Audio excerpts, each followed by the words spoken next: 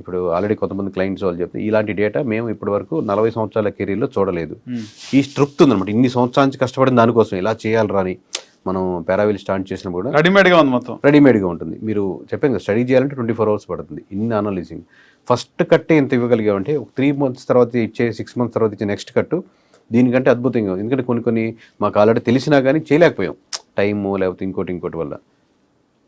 So అది ఇంకా useful అవుతుంది రేపు.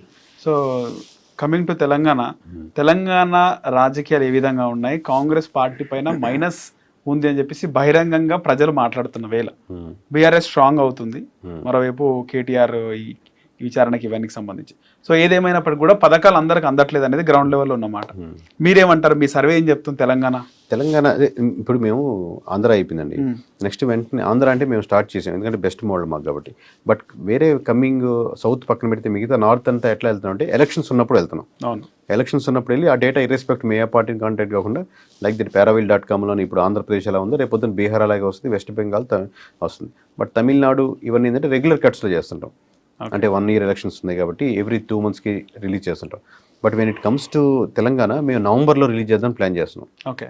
సో నవంబర్ వచ్చే వరకు ఏముందో మీకున్న నాలెడ్జ్ నాకు ఉన్న లేదా కొంచెం డేటా అయినా ఉన్నా ఓవరాల్ ది పిక్చర్ వచ్చే వరకు దాని గురించి నేను కమెంట్ చేయను నవంబర్ వరకు. ఓకే. మీకు తెలిసింది ఇప్పుడు మీరు అన్న కమెంట్లోనే ఉంది, ఐ యాక్సెప్ట్ మీరు చెప్పిన స్టేట్మెంట్. ఓకే. చాలా వరకు కూడా గ్రౌండ్ లెవెల్లో తిరిగినప్పుడు ఈ తెలంగాణ 6 గ్యారంటీలకు సంబంధించి అంటే ఎట్లయినా ప్రతిపక్షం ప్రభుత్వాన్ని తిడుతూనే ఉంటుంది, అది మంచి చేసినా ఏది చేసినా కూడా. ఇక్కడ ఫ్రీ బస్ చాలా మంది ట్రావెల్ చేస్తున్నారు, బస్సుల సంఖ్య తక్కువైంది, బస్సులు ఆపుతలేరని మహిళలు అంటారు. ఇంకోటి ఫ్రీగా ట్రావెల్ చేసే మహిళలు కూడా బస్సులో సీట్ దొరకట్లేదు, మాకేం వద్దు అని కొంతమంది మాట్లాడుతున్నారు. నేను కూడా దాదాపు ఒక 20 నియోజకవర్గాలు తిరిగిన, ఆల్మోస్ట్ 20కి ఎక్కువ తిరిగినారు. అక్కడ ఫ్రీ బస్ మాకు వద్దు, సీట్ దొరకలేదు అని చెప్పి మాట్లాడుతున్నారు లేడీస్. సీట్ దొరికిన ఆనందంగా ఉన్నారా? సీట్ దొరికిన సంగతి మనకి అంటే ఎక్కువ నెగిటివ్ వచ్చింది. తర్వాత 2500 సీట్ దొరికిన వాళ్ళు ఆనందంగా ఉన్నారా, ఆనందంగా లేరా? సీట్ దొరికిన వాళ్ళు, మనకు సీట్ దొరకని వాళ్ళే మనతో మాట్లాడిన వాళ్ళందరూ. అదే మీరు అడిగిన వాళ్ళు సీట్ దొరకని వాళ్ళు అయితే కొద్దిమంది సాటిస్ఫై అయిన వాళ్ళు ఉన్నారు, వాళ్ళు కూడా ఉన్నారు. మెజారిటీ శాతం సీటు దొరకని వాళ్ళు ఎక్కువ మంది ఉన్నారు. దొరకని ఫ్రీ బస్సు ట్రావెల్ చేసే వాళ్ళు అన్సాటిస్ఫైడ్ గా ఉన్నారంటారు. ఫ్రీ బస్ ట్రావెల్ చేసే వాళ్ళు చాలా మంది ఉన్నారు, సాటిస్ఫై అయిన వాళ్ళు ఉన్నారు, కానీ అన్సాటిస్ఫై అయిన వాళ్ళు ఎక్కువ మంది ఉన్నారు. ఒకటి. 2, వాళ్ళు 2500 మాకు కావాలి ఇస్తాడు రేవంత్ రెడ్డి. చాలా మంది లేబర్స్ కి వర్క్ లేదు హైదరాబాదే కాదు, రూరల్ ప్రాంతాల్లో కూడా వర్క్ లేదని చెప్పి వాళ్ళు మాట్లాడుతున్నారు.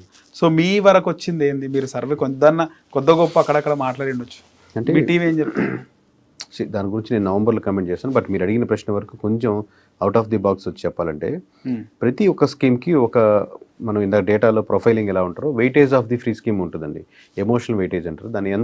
ఎంత శాతం వరకు న్యూట్రాలిటీ ఓట్ని కన్వర్ట్ చేసుకోగలదు, దాని వెయిటేజ్ ఎంత, శాంపుల్స్ ఎంత చూసుకుంటాం. అంటే మనకు అర్థమయ్యే భాషలో చెప్పాలంటే, పెన్షన్ స్కీమ్ ఉందనుకోండి, అంటే దాంట్లో కూడా 2 రకాలు ఉంటారు.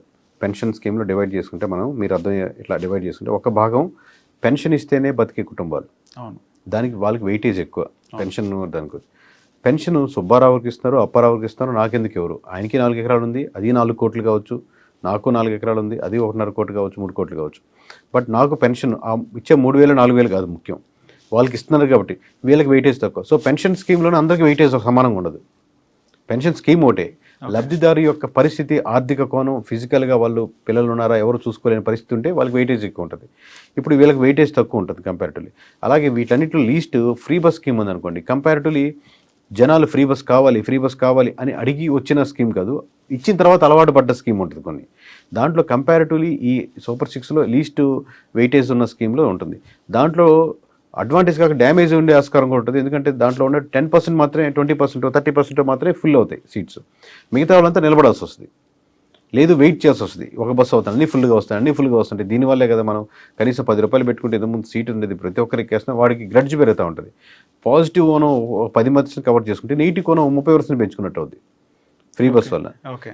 అంటే ఎవ్రీడే ఇప్పుడు మీరు సీట్ యావరేజ్ ఆక్యుపెన్సీ తీసుకున్నారంటే ఎవ్రీడే ఎక్కే వాళ్ళలో 30 రోజులు ట్రావెల్ చేసినప్పుడు ఎన్ని రోజులు దాని మీద సీట్ దొరుకుతుంది, హ్యాపీగా వెళ్ళగలుగుతున్నారు. ఒకప్పుడు ఫ్రీ బస్ రాకముందు అదే ఎంప్లాయీ ఎన్ని రోజులు వెళ్ళేవాళ్ళు, ఎన్ని రోజులు సీట్ దొరికి కూర్చొని వెళ్ళేవారు. ఇలా దాన్ని చేసుకోవాలి, ప్రొఫైలింగ్స్ చేసుకొని అప్పుడు మీకు ఆ డేటా అనలైజ్ చేసుకుంటే ఎవరైనా కానీ, నేనే కదా మీరైనా చెప్పగలుగుతారు. ఓకే. సో చాలా డ్యామేజ్ ఎంత. చాలా వరకు మీరు మాట్లాడిన మాటలు చూస్తే ఎంప్లాయీస్ ఎవరన్నా తొందరగా వెళ్ళిపోవాలి, బస్సు ఎందుకు అనుకున్న వాళ్ళు ఏ ఆటోనో క్యాబో ఈ ర్యాపిడోలో బుక్ చేసుకుంటారు. ఫ్రీ బస్ వచ్చినప్పటి నుంచి ఎందుకు మనకి ఫ్రీ బస్ కదా, 50 రూపాయలు మిగిలినట్టే, 100 రూపాయలు మిగులుతాయి మనకి ఖచ్చితంగా. ఈ రోజు 100, నెలకు 3000 కదా. అవును, నెలకు 3000 అంటే ఇంట్లో ఖర్చులు జరుగుతాయి కదా. సో అందరు ఎక్కేయడం వల్ల వేరే వాళ్ళకి సీట్ దొరకకపోవడం ఇవన్నీ ఉంటాయి. కానీ నేను గమనిస్తున్నది ఏంటంటే గ్రౌండ్ లెవెల్లో ఏవైతే పథకాలు వాళ్ళు అమలు పొందుతున్నారో, లబ్ధి పొందుతున్నారో వాళ్ళు మాట్లాడట్లేదు బయటకు వచ్చి, వాళ్ళు న్యూట్రల్గా ఉన్నారు. పథకాల వల్లే జరిగే పనైతే, నవరత్నాలు వల్ల లబ్ధి పొందిన వాళ్ళంతా ఓట్లు వేసే పనైతే, లేదా ఇంతకుముందు మనకు చంద్రబాబు గారు ఇచ్చిన పథకాలందువల్ల లబ్ధి పొందే పనైతే చంద్రబాబు గారు కంటిన్యూ అయ్యేవాళ్ళు, లేదా మొన్న అయితే జగన్మోహన్ రెడ్డి కంటిన్యూ అయ్యేవాళ్ళు, లేకపోతే అప్పుడు బీఆర్ఎస్ కంటిన్యూ, ఇక్కడ బీఆర్ఎస్ఏ కంటిన్యూ ఉండాలి. పథకాలు ఇన్ ద సెన్స్ దాంట్లో ఓట్ బ్యాంకింగ్కి ఉపయోగపడతాయి, కానీ ఎంత శాతం పథకాల వల్లే అనేది ఆ వెయిటేజ్ ఇప్పటికి ఆల్మోస్ట్ పార్టీలు అయితే బయటపడ్డాయి. రేపొద్దున బీఆర్ఎస్ అయినా కాంగ్రెస్ అయినా అక్కడ ఇప్పుడు ఉన్నటువంటి కూటమి ప్రభుత్వం అయినా ఇంతకుముందు ఉన్నటువంటి వైఎస్ఆర్సీపీ అయినా పథకాలు ఉపయోగపడతాయి, కానీ పథకాల వల్లే గెలుపు అనేది రాదు. మీరు అన్నది పాయింట్. నవరత్నాల్లో చాలా వరకు చాలా పథకాలు ఇవ్వడం జరిగింది జగన్మోహన్ రెడ్డి కూడా, కానీ అవన్నీ ప్రజలు యాక్సెప్ట్ చేయలేదు. కరెక్ట్, చేంజ్ కోరుకున్నారు.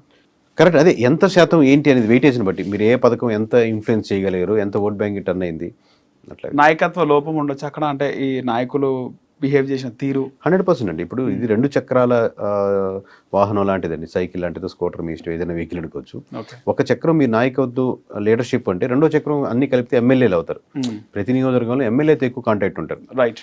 ఓటు చూసేది పార్టీకే కదంటే, అఫ్కోర్స్ 70%, 80% పార్టీ ఓటు పడుతుంది. మిగతా 20%, 30%, 10% ఈ ఎమ్మెల్యే కోర్ లీడర్ కూడా చూసుకొని పడుతుంది కదా.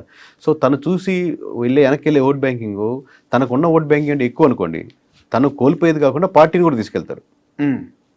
So structure is the main important for any party. గతంలో ఆంధ్రప్రదేశ్లో రాజకీయ నాయకులు మాట్లాడిన భాష వల్ల వాళ్ళు అలాంటి ఒక రిజల్ట్ చూడడం జరిగింది. సేమ్ తెలంగాణలో కూడా ఇప్పుడు భవిష్యత్ ఎన్నికల్లో ఇక్కడ నాయకులు మాట్లాడే మాట, భాష మీరు చూస్తుండొచ్చు. ముఖ్యమంత్రి లేకపోతే అపోజిషన్ లీడరా, కేటీఆర్, వాళ్ళు మాట్లాడే భాష ఎన్నికల పైన ఎంత ప్రభావం పడే అవకాశం ఉందంటారు? ఎక్స్ట్రీమ్ లెఫ్ట్, ఎక్స్ట్రీమ్ రైట్, మన బ్రెయిన్లో లెఫ్ట్ బ్రెయిన్, రైట్ బ్రెయిన్ లాగా ఇద్దరికి సాటిస్ఫాక్షన్ ఉంటుంది. ఒకరు కోపం రావచ్చు, ఒకరికి బాధ కలగచ్చు, లేదా ఒకరికి ఆనందపడచ్చు.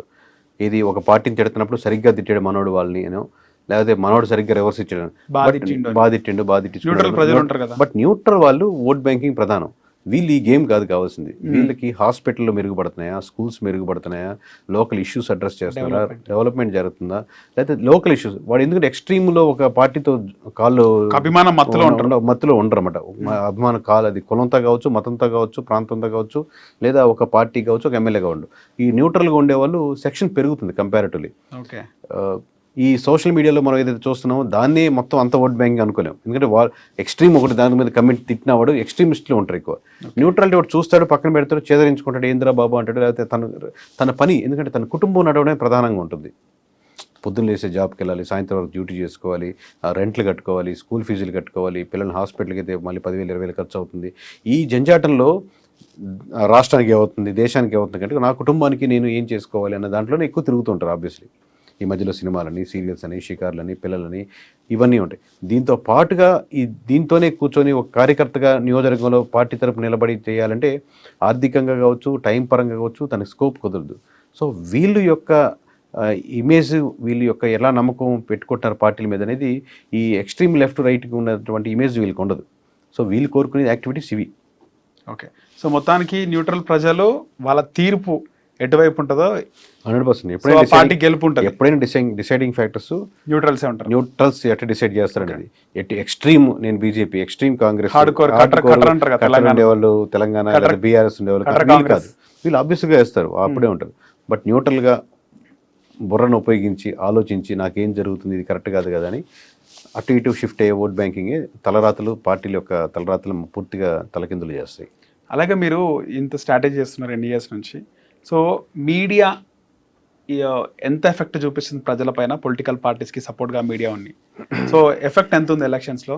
అంటే ఒకప్పుడు ఎక్కువ ఉండేదండి, దాని డిగ్రీ తగ్గుతూ వస్తుంది. ఎందుకంటే చూసే ప్రజలకు కూడా ఏ ఛానల్ చూస్తున్నారు, అది ఏ పార్టీకి సపోర్ట్ చేస్తుంది, ఏ యూట్యూబ్ ఛానల్ చూస్తున్నారు, అది ఏ పార్టీకి సపోర్ట్ చేస్తుంది, ఏ నాయకుడిది అనేది రెగ్యులర్గా చూసే ఛానల్కి అందరికీ ఫస్ట్ వీడియోకి ఐడియా లేకపోయినా కానీ ఒక 50 వీడియోకో 100 వీడియోకో ఈ వీడియోలో కంప్లీట్ ఉంటుంది. ప్లస్ దీనికి వెనకాల అల్గరిథం కూడా నా ఇంట్రెస్ట్ని బట్టే నాకు వీడియో వస్తూ ఉంటుంది. If I'm X party leader అనుకోండి, రిఫర్ చూపిస్తే ఇప్పుడు మీరు ఆ పార్టీ కాకుండా వై పార్టీకి సపోర్ట్ చేస్తున్న ఈ ఛానల్ అనుకోండి, నాకు అది రిఫర్ చేయదు, నాకు ఎక్స్ ఛానల్స్ చూపిస్తూ ఉంటుంది నా ఎమోషన్ తగ్గట్టుగా. When I'm against the party and shown interest to the certain video, ఆ వీడియోలో నెక్స్ట్ ఇంక ఏ ఛానల్స్ అనేది చూపిస్తుంటుంది, మిగతా ఛానల్ తక్కువ ఉంటుంది అనమాట. బట్ సర్టెన్ లెవెల్ ఇప్పుడు కొంచెం ఒక 5 years నుంచి మళ్ళీ పెరిగింది సోషల్ మీడియా ఎఫెక్ట్, మళ్ళీ ఇప్పుడు అది కూడా తగ్గిపోతుంది. ఒకప్పుడు మెయిన్ హిట్ టీవీ యాప్, ఇందులో short news, live news, entertainment shows, movies, digital magazines తో పాటు మీ జిల్లా వార్తలను కూడా ఫ్రీగా చూడొచ్చు.